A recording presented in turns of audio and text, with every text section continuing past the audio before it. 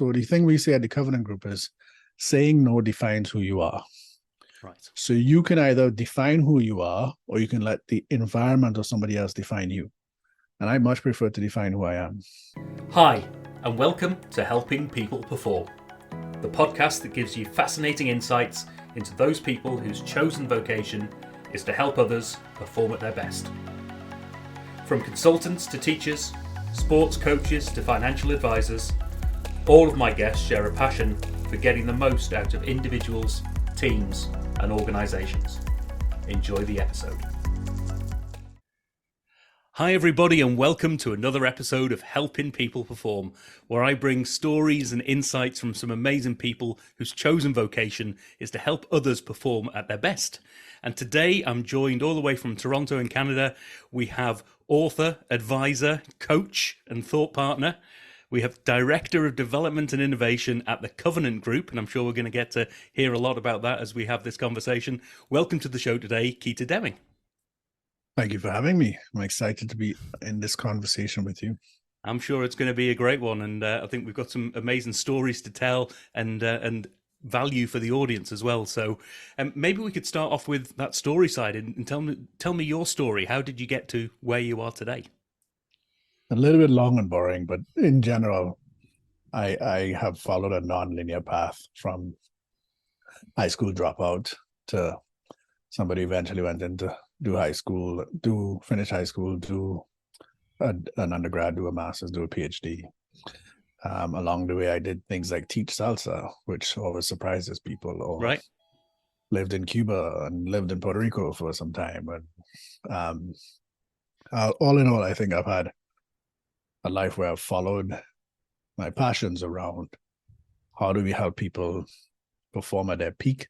Yep. And that really started when I worked as a camp counselor in the YMCA in Trinidad, and I was a swimming instructor and all of that, and realized how much I loved learning, performance and development and coaching. And Right. if you look at the trajectory of my life, the common theme has been learning and coaching. Right.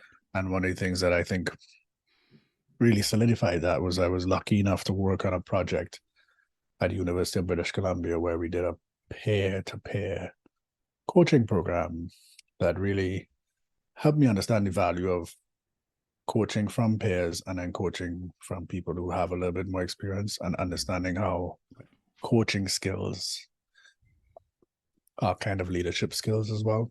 Okay. And Yep. that's informed a lot of my practice for sure. So that's a little bit of me. Oh, fantastic! I mean, a couple of wonderful little snippets in there. Maybe I'll delve into one or two of them just to probe somewhat. Always interested in this view. You say high school dropout all the way through to going back to high school and eventually going all the way to a PhD.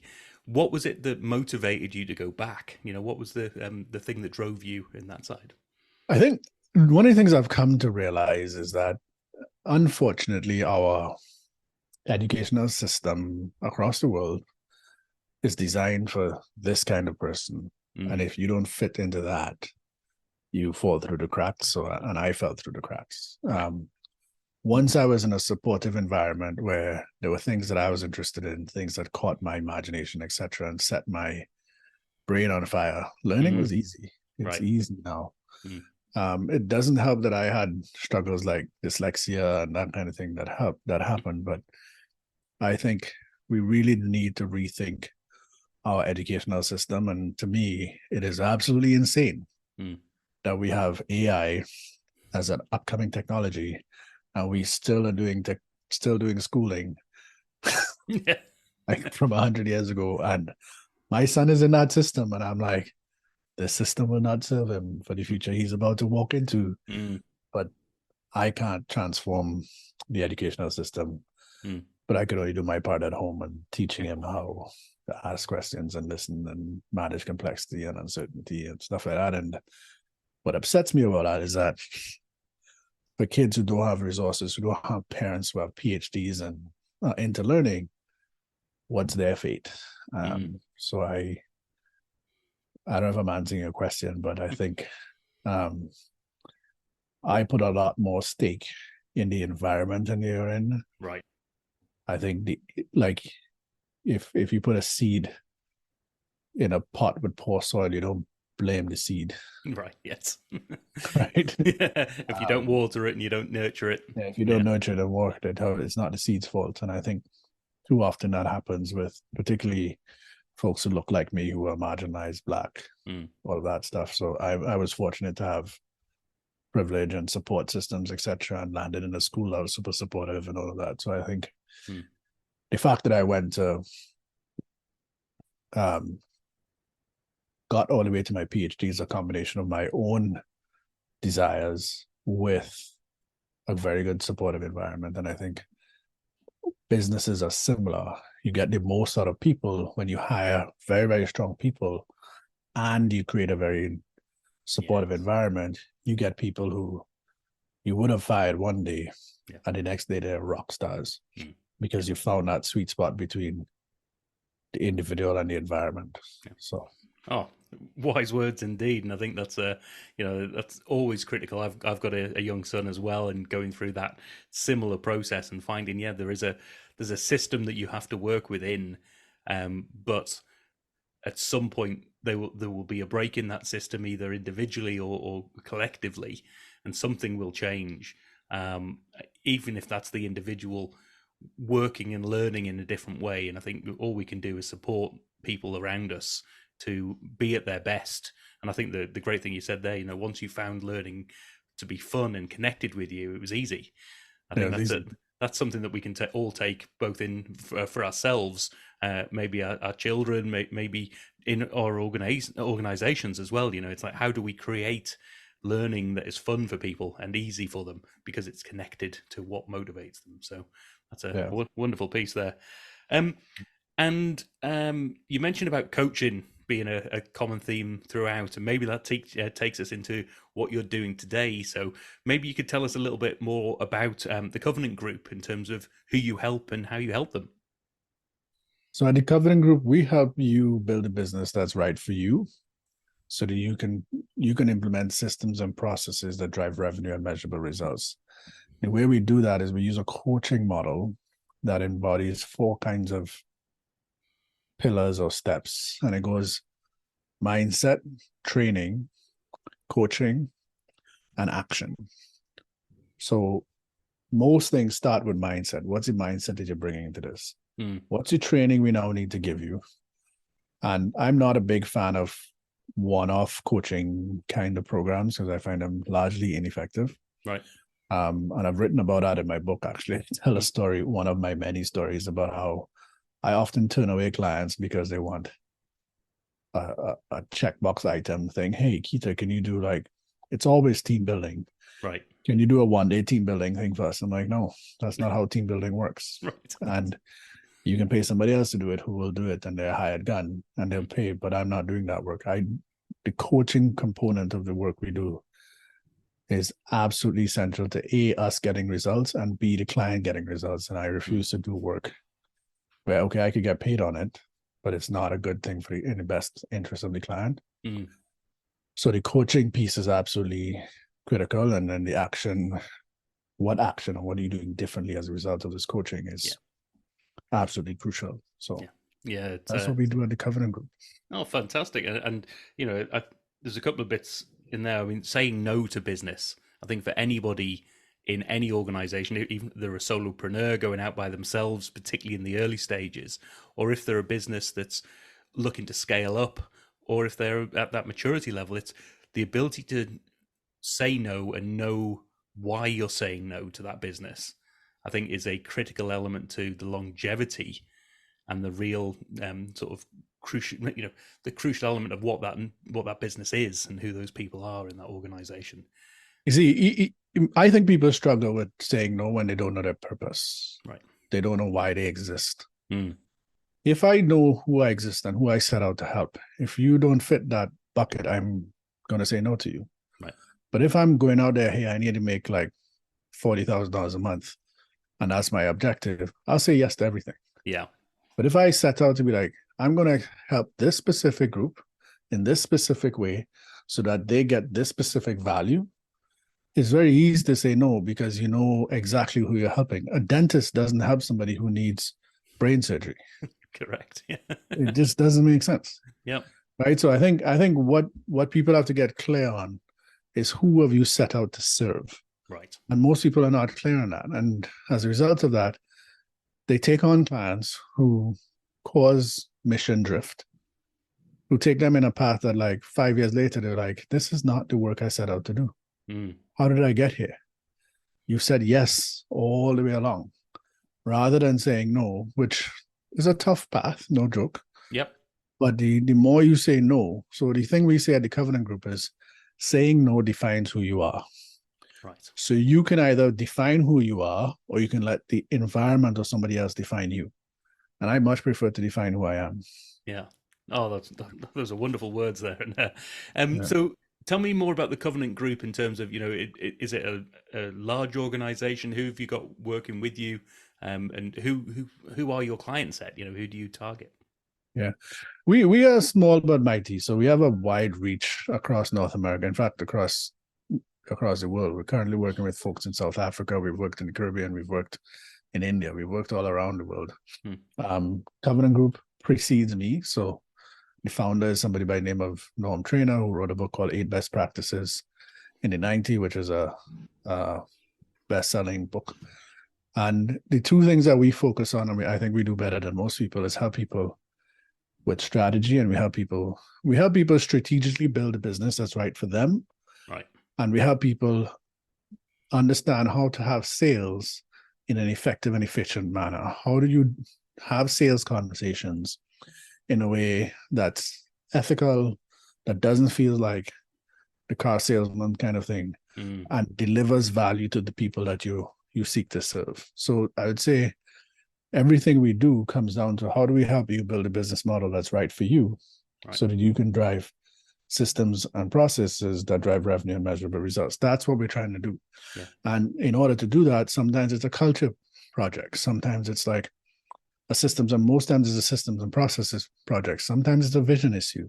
Right. But we start all of our work with a baseline assessment where we ask 25 questions, and that 25 question gives us a good sense of where we're going to go next. And we do another baseline assessment that gives us a good sense of where we need to start. So, and we work with at the institutional level, and we work at the individual level, and we work in the middle as well. So we work with lots of people who have challenges with either strategy or sales. Right.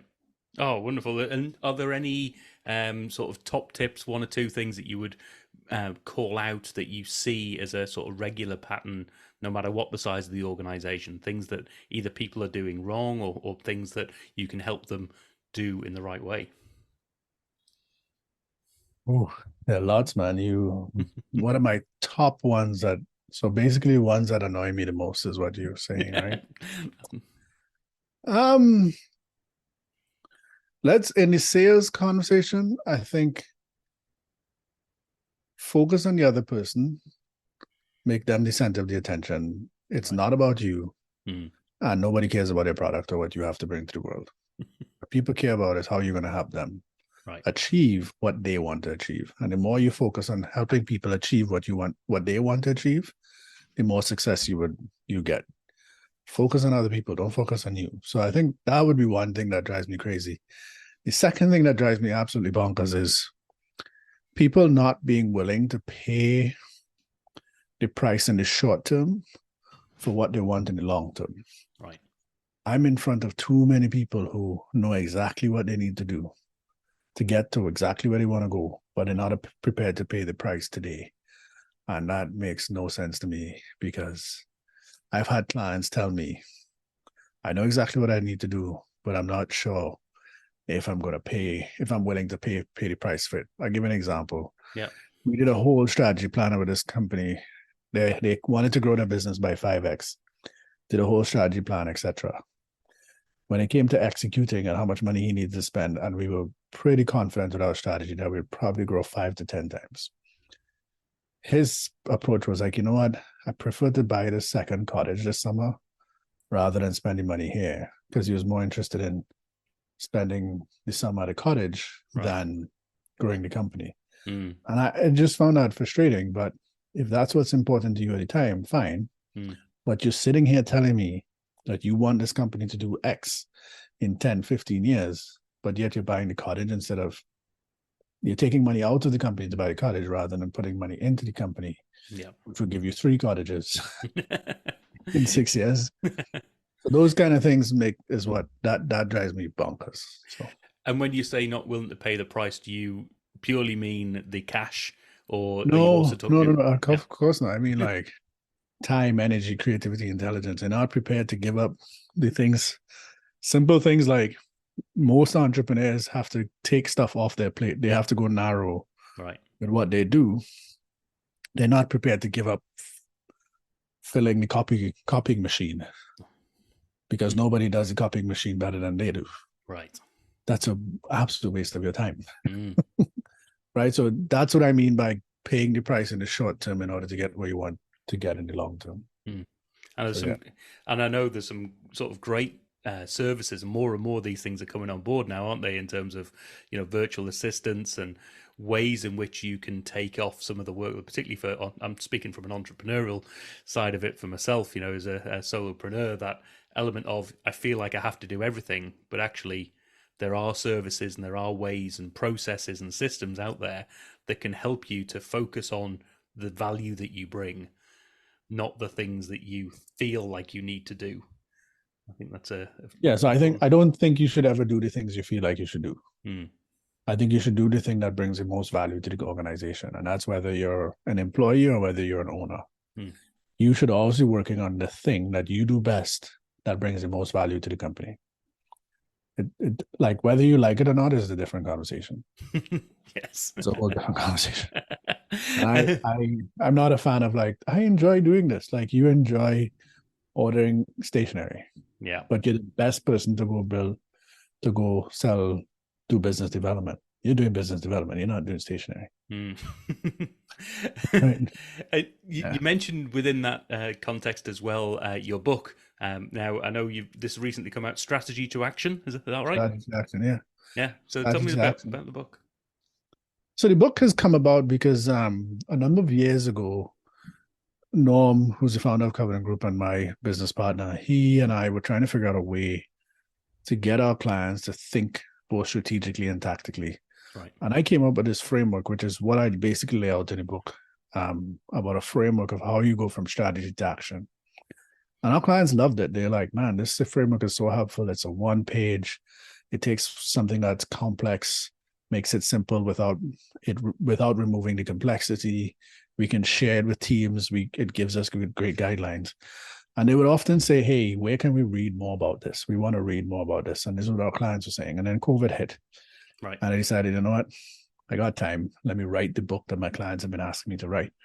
So I thought at the very least my clients would get it. Yep. And they would enjoy the book, which is happening. And then hopefully other people who are in a similar situation would benefit from the book.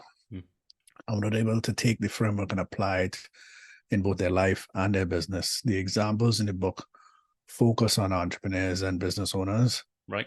You can take that framework and apply it to your life in the same way. And it's a very powerful, useful framework that you take the simple guidelines it gives you, and all of a sudden, if you apply that in your life, you find it gives you quite a lot of leverage. Right. So. I'm a big fan. Many of the listeners of this show will know that I'm a big fan of a framework, because I think, one, it gives you some stability, but it also gives you that view of actually there are some steps that if I follow this, I'm going to get to the end point, as opposed to just seeing that huge chasm between you and where you want to be. It's actually, I can get there. It might be difficult, and it's going to take me time and effort and resource. But actually, if I follow these steps, it's going to help me get from where I am today to where I want to be. Yeah, something that's interesting is I spent many years not liking frameworks. Right. Like I spent many years hating frameworks because I felt like frameworks oversimplified very complex issues. Right. And that here's the bottom line: every single framework, including mine, is imperfect, incomplete, and can be improved. And as somebody who, an overcoming perfectionist, a recovering perfectionist, I never liked that. I never liked the framework. And then I've since come to realize that frameworks, as long as they're useful, it's a good thing. Yeah. And the theoretical pieces around the qualitative things that you're missing and that you're reducing the complexity and you're oversimplifying and that it doesn't matter. It's useful. People are using it, and people can access this. Whereas I used to get into these really complex like thought patterns, and now I'm over that. I Yeah. think I as think long that as it's useful for people, then let's make it happen. Yeah, and I think that goes back to your earlier point as well, in that it's not about you. Even if you think that you don't like your framework, if it adds value to people, then it's a good thing. Yeah, Yeah, so I think that that's a good message, because often people, particularly, and I've caught myself in this, I've developed a framework because I like it, or I've developed a framework because it's what I found useful. But actually, the acid test on all of this is, does it add value to your audience? Because yeah, exactly. if it does, it's a good thing, and that value will never be the perfect answer. It'll never be the silver bullet. But if it helps people along the way, then it can only be a good thing. Yeah, Oh, yeah, cool. Um, agreed. so in terms of your own performance, then, I often talk to my guests about, how do you make sure that you are performing at your best? Because people who help others perform, they're giving so much. You've got to be in a good position in your own right to be able to, to be performing at your best in order to help others be at their best. So, what are some of the practices, the things that you do to help yourself be at your sharpest? I think there are lots of things that I do, but I would say the number one thing I would tell people is go to bed at a same time every night. Focus, get your sleep right. Right. I just recently had an operation on my knee, and my sleeping has been awful. And as a result of that, my thinking is awful. I am exhausted. I'm now going to bed at 9 and waking up at 7 like that. I'm like a baby. Right. Like, because I just need that's how much sleep I need. So I think number one, most of us are in uh what do you call it? Knowledge economy. In the Right. knowledge economy, we're using our brains. And I've done a PhD. I've never done an all-nighter, not once in my life. Hmm. I've always prioritized sleep because if you don't get a good night's sleep before, I'm an athlete, before you play a game, Yep. waste of time. You're not putting 100% on the field. Hmm. You don't get a good night's sleep before an exam, you're not going to get the best grades you're going to get. So I really prioritize sleep, and that's number one for me. Hmm. Number two, I try to exercise regularly. Recovering from this knee surgery is tough, but I'm still trying to exercise regularly. I'm biking pretty often, etc. Yep. So much so I've just been told to stop biking less because I'm biking too much right now. I'm putting too much pressure on my knee. Yep. And then I think the third thing for me is I'm a structure gives you freedom. And the more you lean into structure, the more I think you see performance. If you do a personality test on me, I have very high spontaneity. I'm a very spontaneous guy. Right. You talk to my wife, she'd be like, that guy is so rigid, so structured. I have alarms on my phone for all kinds of things. Right. Like I have to take a pill every morning. I have an alarm that just like, take your pill every day, Right. because I really believe in structure and systems. And if you do those three things, Hmm. you'd be shocked at how your performance would jump. And they have nothing to do with your work. Nothing. It's like nothing to do with the work. Yeah. It's sleep, and diet, of course, is one, but sleep, exercise, and being structure with systems and processes, Yeah. you'd be amazed at how your performance improves. Yeah. Oh, I couldn't agree more on some of those. I'm, the sleep bit in particular. I've got my own challenges from a family perspective on some of those bits, and I do notice just how much it affects you in your mood, but also in your decision making, your ability to perform at your best. And I think Yeah. such a critical piece. Just tell you a little story about when I was working at McLaren. They actually looked at developing an app for their team, so the mechanic crew, so that when they were traveling around the world, they could analyze their sleep patterns and then give them a program of sleep that got them the best sleep, but also helped them recover from the jet lag from all the travel that they were doing at the same time. Because if you think about, you go into a race weekend, you're only going there on the sort of Wednesday, Thursday, and you've got immediate turnaround no matter where you're on in the world to be performing at your best.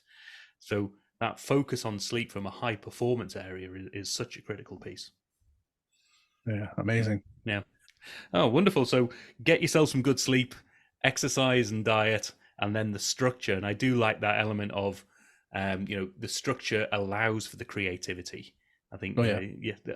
I've coming from a manufacturing background, I talk about standardization is the bedrock for improvement.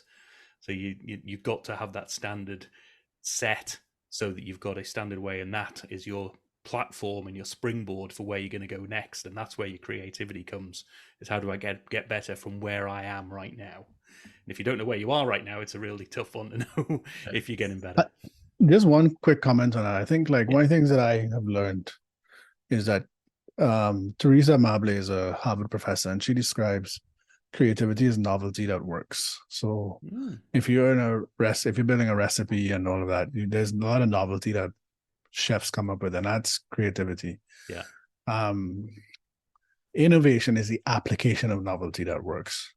Right. So when you take something novel and you apply it, that's when you have innovation. And I think every company, no matter size, structure, whatever, Mm. you can be creative and you can be innovative. And we like to think that only the Apples of the world and the McLarens of the world can be innovative, but anybody can be innovative, especially when you think about it as innovation as being the application of novelty that works. Oh, I love that. I love a good definition. It really helps people to go, right, let's pick those bits apart and say, right, what is the novelty? How does it work? And then how do I apply it? Yeah, So, the problem with that definition is that novelty needs to be defined as well. So it's not in my world it'd be simpler, but I that's the one I use currently because I like it the best. But no, I've yeah, never heard that before. It's a great one. yeah. Um, so let's ask you a couple of questions then. In terms of, you've got this skill set, you've got this ability to coach, you've got this experience and expertise. If you could work with any individual, team, or organization to help them perform better, who would you want that to be? This is a really good question, but here's what I would say. I am from Trinidad and Tobago originally, and which makes me a Caribbean diasporan person. I would love to take the work that I do and work with the Caribbean to help the world understand that the Caribbean is more than a tourist destination.